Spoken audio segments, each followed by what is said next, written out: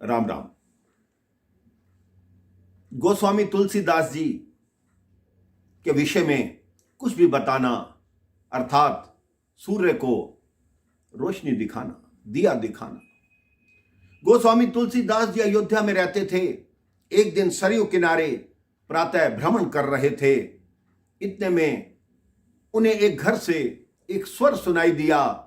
जिस घर से वो स्वर आ रहा था, भगवान श्री राम की स्तुति आ रही थी। किसी महिला का स्वर था और वो गा रही थी, श्री रामचंद्र कृपालु भजमन हरण भव भय दारुण। तुलसीदास जी के कानों में जैसे ही वो स्वर पड़ा, वो स्वर की ओर आकर्षित हुए और उस घर के अंदर प्रवेश करने लगे। उनके शिष्यों ने कहा, ठहर जाइए महाराज, इस घर में मत जाइए, क्योंकि इस घर में एक नर्तकी का, एक वैश्या का निवास है।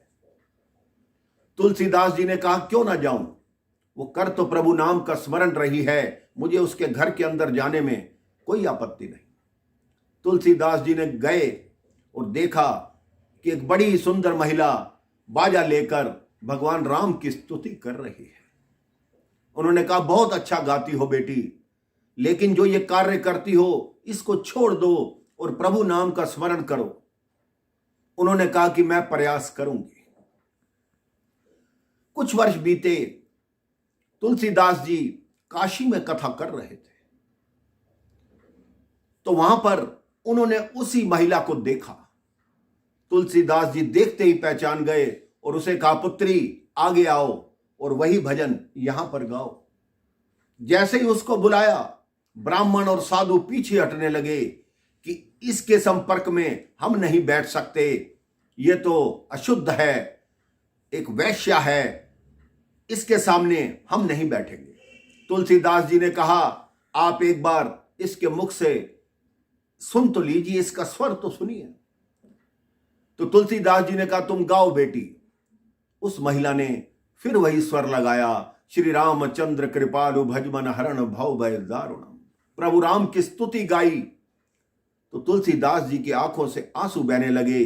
तब उस महिला ने बताया कि आपके कहे अनुसार अब मैंने सारे कार्य बंद कर दिए हैं और केवल प्रभु नाम का स्मरण करती हूं। अपने घर पर एक अन्न क्षेत्र लगा दिया है, ताकि जो भूखे लोग हैं, साधु संत हैं, मेरे घर आकर भोजन करें। लेकिन मेरी किस्मत देखिए, आज तक कोई एक भी साधु मेरे घर के अंदर नहीं आया। कहते हैं तुम्हारे घर का भोजन नहीं करेंगे। तुलसीदास जी ने कहा, पुत्री तुम चिंता ना करो, तुम्हारे घर सबसे पहला भोजन मैं करने आऊंगा। जिस दिन मैं अयोध्या आया, तुम्हारे घर अवश्य आऊंगा।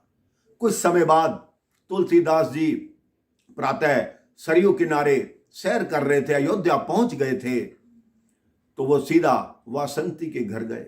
वासंती के घर से भजनों की आवाज आ रही थी। तुलसीदास जी जैसे ही गए, वासंती ने चरणों में प्रणाम किया और कहा, गुरुदेव आप आ गए। उन्होंने उनके चरण धोए, उनकी पूजा की, उसके बाद भोजन परोसा। उनके शिष्य मना करते रहे कि मत जाइए। तुलसीदास जी ने कहा, मैं अवश्य जाऊंगा। तुलसीदास जी ने वहां भोजन किया और उसको कहा, तुम जानती हो आज गुरु पूर्णिमा है और तुम्हारा नाम वासंती है। आज के बाद मैं इस गुरु पूर्णिमा को वासंती गुरु पूर्णिमा देता हूं। पुत्री तुम्हारा उद्धार होगा। तुमने प्रभु श्री राम का नाम लिया है और सच्चे मन से लिया है। इस संसार में जो भी सच्चे मन से भगवान का नाम लेता है, उसका उद्धार हो जाता है, उसका बेड़ा पार हो जाता है। राम राम, जय श्री राम।